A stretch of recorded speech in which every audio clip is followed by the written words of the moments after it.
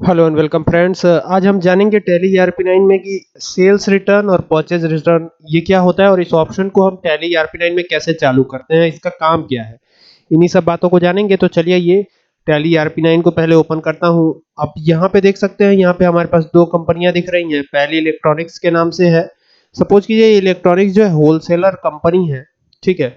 और Anil and sons ये local company है। ये इट मीन्स टू से कि ये माल खरीदेगी। इलेक्ट्रॉनिक्स नाम की जो कंपनी है उनसे ये माल खरीदेंगे और फिर ले जाकर ये सेल करेंगे, ठीक है। तो एक हमारी हो गई क्रेडिटर पार्टी और एक हो गई डेटर पार्टी। यानी इट मींस टू से कि इलेक्ट्रॉनिक्स जो है हमारी क्रेडिटर पार्टी हो गई और ये हो गई डेटर पार्टी, ठीक है। तो अगर सपोज कीजिए ये इलेक्ट्रॉनिक्स ये अनिल एंड सन्स को कोई माल बेचते हैं, सपोज कीजिए मान लीजिए कीबोर्ड बेच दिया, माउस बेच दिया, और पता चला कि इन्होंने बेच तो दिया लेकिन किसी कारणवश उस माल में खराबी है।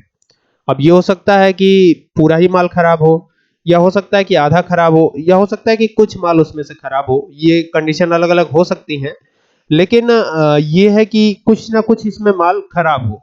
तो खराब होगा तो उसको रिटर्न करना होगा, यानी अनिल एंड सन्स इनको रिटर्न करेंगे इलेक्ट्रॉनिक्स को। तो इसकी एंट्री हम कैसे करेंगे? इसके लिए हमारे पास डेबिट नोट वाउचर और क्रेडिट नोट वाउचर बना हुआ है, उसी में इसकी एंट्री की जाती है, ठीक है। तो उसको कैसे करेंगे आइए देख लेते हैं। पहले हम क्या करेंगे इस वीडियो में, तो केवल यही सीखेंगे कि इसका यूज क्या है, डेबिट नोट वाउचर और क्रेडिट नोट वाउचर का। और साथ ही साथ ये भी सीखेंगे कि इसको चालू कैसे किया जाता है। जैसे मान लीजिए अगर आप यहाँ अकाउंटिंग वाउचर में जाते हैं तो यहाँ पर क्रेडिट नोट और डेबिट नोट दोनों वाउचर जो है आपको यहाँ पर एक्टिव नहीं मिलता है। ये एक्टिव नहीं है। यहाँ पर अगर क्लिक करते हैं तो आप कुछ नहीं कर सकते यहाँ पे क्लिक करके। तो इसको एक्टिव करने के लिए हमें क्या करना होगा, कैसे एक्टिव करेंगे, चलिए ये जान लेते हैं। तो इसके बटन प्रेस करके बाहर आते हैं। अब यहाँ पर हमको जाना है फीचर्स में, तो F11 प्रेस करेंगे, या यहाँ पर भी क्लिक कर सकते हैं। कर दिया, ये कंपनी फीचर्स की विंडो ओपन हो जाएगी। अब हमको क्या करना है, सीधा जाना है अकाउंटिंग फीचर में। ए प्रेस करते हैं, आ गए अकाउंटिंग फीचर में, ठीक है।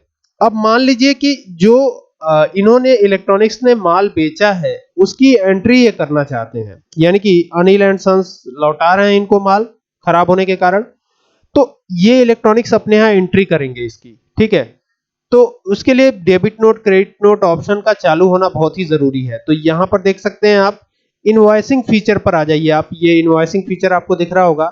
यहाँ पर इनेबल इनवॉइसिंग ये तो यस है, और साथ ही साथ record purchase in voice mode ये भी यस है, लेकिन use debit note and credit notes ये जो है नो है। इसको हम यस कर लेते हैं। तो वाई प्रेस करेंगे, एंटर प्रेस करेंगे तो ये यस हो जाएगा। इसके बाद फिर अगला ऑप्शन भी आपको यस रखना है और लास्ट ऑप्शन भी यस रखना है। इसके बाद आपको इसको कंट्रोल ए से एक्सेप्ट करा लेना है। अब हम अगर इसमें चलते हैं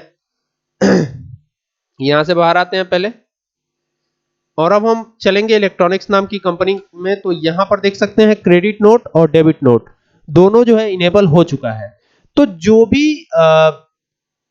होलसेलर पार्टी है, इट मींस टू से कि इलेक्ट्रॉनिक्स जो कंपनी है जो कि होलसेलर पार्टी की है, इनसे माल परचेज किया है अनिल एंड सन्स ने, तो खराब निकला है माल। जो भी माल परचेज किया हो, इट मींस टू से कि कीबोर्ड भी हो सकता है, कुछ भी हो सकता है, राइस भी हो सकता है, कुछ भी हो सकता है, जो जिस चीज का भी ये बिजनेस करते हो वो माल खराब निकला है। अब हो सकता है आधा खराब निकला हो, तो उसके रिटर्न के लिए जो एंट्री की जाती है वो एंट्री होती है डेबिट नोट और क्रेडिट नोट वाउचर में। उम्मीद करता हूं बात आपके समझ में आ रही होगी।